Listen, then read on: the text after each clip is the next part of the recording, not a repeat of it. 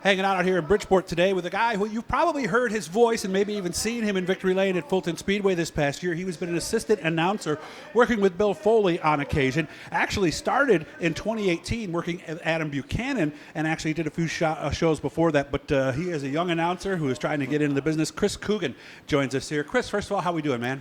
Doing real good today. Had fun this past season? What was that? Had fun this past season? Oh, yes, had a blast. It was a real good time. Is that something you've always wanted to do? Not really. It was never something that I thought I would ever do or even be comfortable doing. I just decided that one night Adam asked when he was alone a couple years ago and said, come on up and try it. And I thought, heck, why not? I've been a fan for a long time. And I thought, do it once, and even if I never did it again, I could say that, I had the experience, and not a lot of people get that. Yeah, get and to do that. especially at a track like Fulton. Oh, exactly. Yeah. Place I kind of grew up, and it's my Saturday night home and all that. So were you a kid 30-some years ago or so at the track playing with your Hot Wheels in the stands and stuff? Absolutely. Yeah? Yes, I was. Who were you a fan of when you first went? Who was that you were used to root for? Do you remember? Back then, I really was a big fan of J.J. Michaels when I was a little kid. Classy guy. Yes, my grandfather raced back in the 50s and 60s, and he knew J.J.'s dad from So he knew racing Jack back then. and of course Louis was running back then too. So this was outlaw circuit then, wasn't it? Yes, it was. This was early 90s, 92, 93. Did you ever get a chance to meet him? Yes, Yeah? I did. Yep. And he used to work at Carrier, and JJ, we miss you, man, and Penny, we miss you too. So what did you want to do then? Did you want to be a race car driver? Did you want to work at the track, or were you just a fan? And I don't mean just a fan, you know what I mean. No, I was happy being a fan.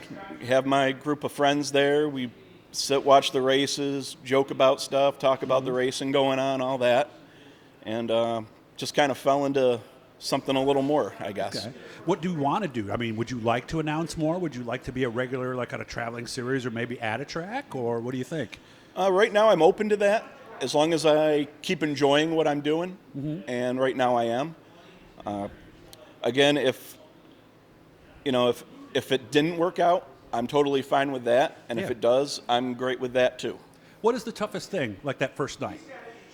Oh, the first night is just, you're trying, and you know this from your experience, you're seeing it, you're seeing the action, and your brain is thinking, and you have to get out what you need to get out and have it still be relevant, because it changes, it's a constantly changing dynamic. Yeah, so you can't talk about that pass in turn 2 when they're coming out of turn 4. Right, you need to be on it then. How about keeping the guys straight? Because I know that was one of the toughest things when I got started too. He's in the 11. I know his name. I really don't have too much of a problem with that. I seem to have a pretty good memory. So being a fan helped you with that. Oh, right? absolutely. And paying attention, being out there, paying attention. And I'm the kind of fan that, I'm not leaving after the modifieds. I stuck for the whole show, so I knew all the support guys in the support classes too. So that part is probably the easier part for me. I've always said that as an announcer, one of the most important things, and I want to get your thought on this, because you're setting the table. Even the basic things like how many laps, how many qualify, how many cars are there, who are these guys? I always think that that's almost the most important part of the job. Do you agree? Yeah, you're trying to educate and inform. Not everybody is a super fan. Some people they don't go every week. Yeah, don't go every week, or they just go to one track. And if you can bring in some outside knowledge, they won 2 weeks ago at another track, or they've won 3 times this year. Yeah. Or, they wrecked last night and had to work all day to get the car here. That kind of thing. Just add a little bit of flavor and, educate and inform. Did you grow up with certain people because I came into it green, so I didn't have anybody to emulate, but I quickly learned from Joe Murata, from Gary Montgomery and people like that. So there you go. Come on, give him a hard time here. So he's here with a bunch of guys. He's new, so we can... Did you have somebody that you used to listen to that you kind of patterned yourself after? I don't know if I'd say pattern myself after. I try not to do that, but I've grew up, hearing a lot of Shane Andrews. Really does his homework. Yes, he does. I remember hearing you, especially when I started going to Weedsport and Rolling Wheels back in the mid 2000s. But yeah, mainly I'd say Shane Andrews. Mike Mallett's a friend of mine, so I've, picked up maybe a couple things from him. He's always willing to help. It really is intense when you're up there and you get a long green flag run. To me, I mean, there's nothing else to distract. It really is cool when you're feeling like you're a part of the show, isn't it?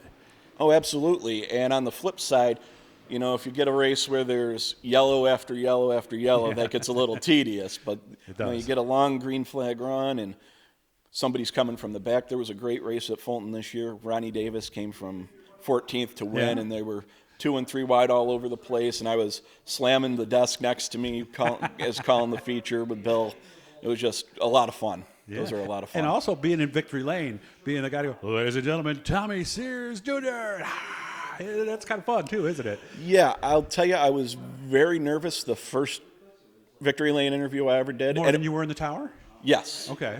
Just going down there where everyone can see you and all that. It only bothered me the one time. After that, I was fine. And you know, I was interviewing Brett Belden in the late model. I don't know if it might have been his first or second late model win. And okay.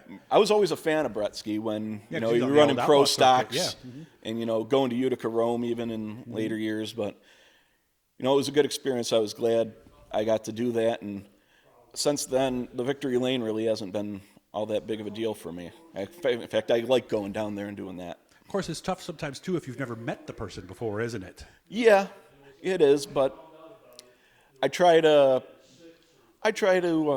go off of their accomplishments and what they've done. And, you know, I've never, you know, I helped call the Friday night portion of Outlaw Weekend this year. And Bob Wono won the hobby stock race. And, you know, I don't know Bob until then, but I knew that he had been pro stock champion at Fulton years ago in the mid-2000s. Around a while, too.